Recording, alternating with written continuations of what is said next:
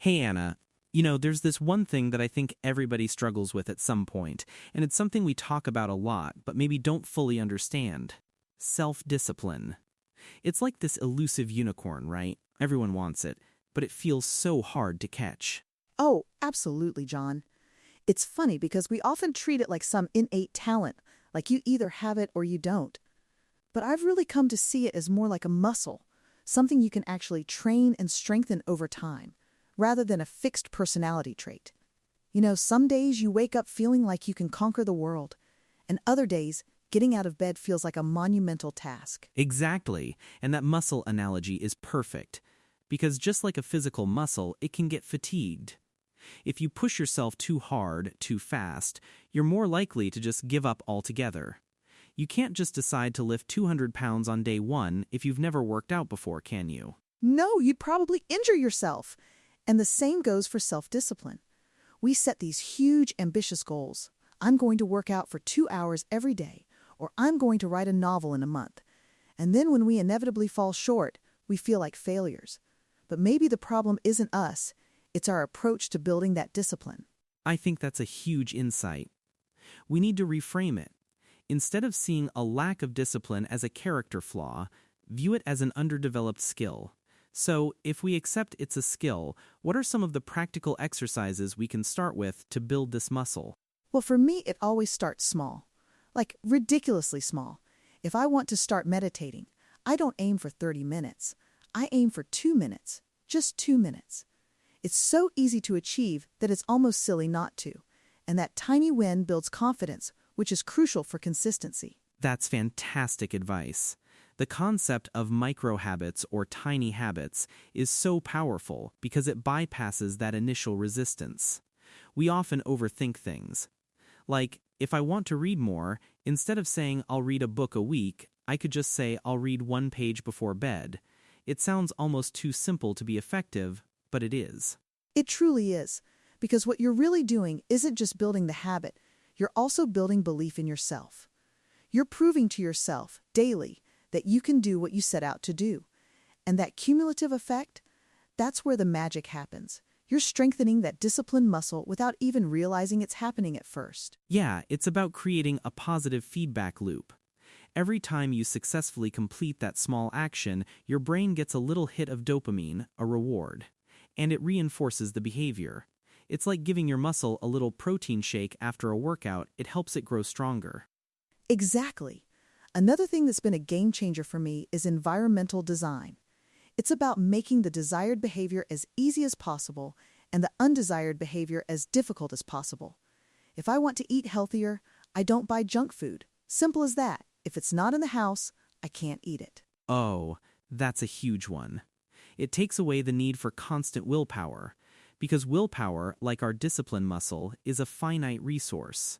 You can only resist so many temptations in a day before you just cave. So why put yourself in a position where you need to constantly be flexing that willpower?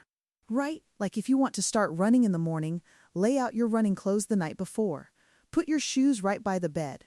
Make it so that the path of least resistance is actually the one that leads to your goal. It sounds almost like cheating, but it's just smart strategy. It's not cheating at all, it's leveraging human psychology. We are creatures of convenience, so let's make convenience work for us, not against us. What about when you hit a wall, because it's inevitable? You're going along, you're doing great, and then boom, you skip a day, then 2, then a week. How do you get back on track? That's where the compassion comes in. People often beat themselves up, which just makes it worse. I think the key is to remember that one missed day doesn't unravel everything. It's not a reason to quit entirely. Just acknowledge it, forgive yourself, and get back to it the next day. The important thing is not to let one slip become 2, or 2 become a week. I agree. It's the all-or-nothing mentality that really trips people up. If they can't do it perfectly, they decide not to do it at all. But progress, even imperfect progress, is still progress. And consistency, even if it's broken occasionally, is what really builds that muscle over the long haul. Absolutely. And sometimes the slip-up can even be a learning opportunity. What triggered it? Were you overtired, overwhelmed, hungry? Understanding the why behind the lapse can help you put strategies in place to prevent it next time. It's not failure, it's data. That's a brilliant way to look at it, as data. So you're not judging yourself, you're just observing, and then you can adapt. It's like a scientific experiment where you adjust the variables. This brings us to another point. What role does motivation play in all this? Because often we wait for motivation to strike before we act, but discipline seems to be about acting even when motivation isn't there. Oh, that's a huge one. Motivation is fleeting. It's like a spark. It can ignite something, but it won't keep the fire burning on its own. Discipline is the consistent stacking of logs. You can't rely on motivation, especially for long-term goals. You have to learn to show up even when you don't feel like it. That's where the real muscle building happens. Yeah, I love the phrase, motivation gets you started, habit keeps you going. And discipline is essentially the engine that drives habit formation. One thing I've found helpful is understanding the why behind my goals. If I have a strong emotional reason for doing something, it makes it easier to push through when I'm lacking motivation. That's so true. It's about connecting to your deeper values. If you want to exercise more, is it just to look good, or is it because you want to have the energy to play with your grandkids someday, or to maintain your health for a long, vibrant life? That deeper why can be an incredibly powerful fuel when the tank of motivation feels empty. Exactly. And it's not just about what you want to achieve, but who you want to become. This goes back to identity-based habits. Instead of saying, I want to write a book, you say, I am a writer. Or instead of, I want to get fit, you say, I am a healthy person. The actions then align with the identity you're trying to embody. Yes, that's a game changer, because then the decisions become easier. A healthy person doesn't typically grab a sugary drink. A writer sits down to write, even if it's just for 15 minutes. It's not about willpower anymore. It's about congruence with your self-image. That taps into a much deeper level of commitment. And that's a more sustainable form of discipline because it's coming from within, from your core belief system, rather than an external push or a fleeting burst of motivation. It becomes less about forcing yourself and more about expressing who you are. Which, ironically, brings a sense of freedom. People often think of discipline as restrictive, like it's about depriving yourself. But true self-discipline is actually liberating. It frees you from the whims of impulse, from procrastination, from regret. It gives you the freedom to choose your long-term goals over short-term gratification. That's such an important distinction, Anna. Discipline isn't about restriction. It's about intention and deliberate choice.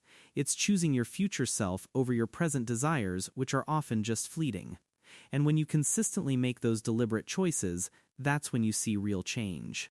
And that, my friend, is where the compounding effect kicks in. Those small, consistent, disciplined actions, day after day, week after week, they accumulate into massive results over time. It's never one giant leap. It's a series of tiny steps. Every tiny step is a rep for your discipline muscle. So to recap for our listeners, it's about starting small, designing your environment for success, understanding your deeper why, embracing an identity-based approach, and treating setbacks as data, not as failures. It's a holistic approach to building this incredible inner strength. Exactly. And remembering that just like with any muscle, some days you'll feel stronger, some days you'll feel weaker. It's okay. The key is to keep showing up, even on those weaker days. A few small reps are better than no reps at all. Over time, you'll be amazed at how much stronger you become.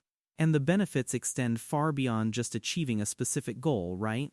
It builds resilience, self-confidence, and a sense of mastery over your own life. It really is a foundational skill for anything you want to achieve. Absolutely. It spills over into every area of your life: relationships, career, personal growth. When you cultivate self-discipline, you're not just getting things done, you're becoming a more capable, more trustworthy, and ultimately, a freer version of yourself. It's an investment that pays dividends for a lifetime. Couldn't agree more, Anna. So, if you're listening and you've been struggling with discipline, don't despair. Start small, be kind to yourself, and remember, you're not broken, you're just building a muscle. You've got this. That's right. Take one tiny step today, just one, and see what happens. You might just surprise yourself with how much strength you already have, just waiting to be developed. Thanks for tuning in, everyone.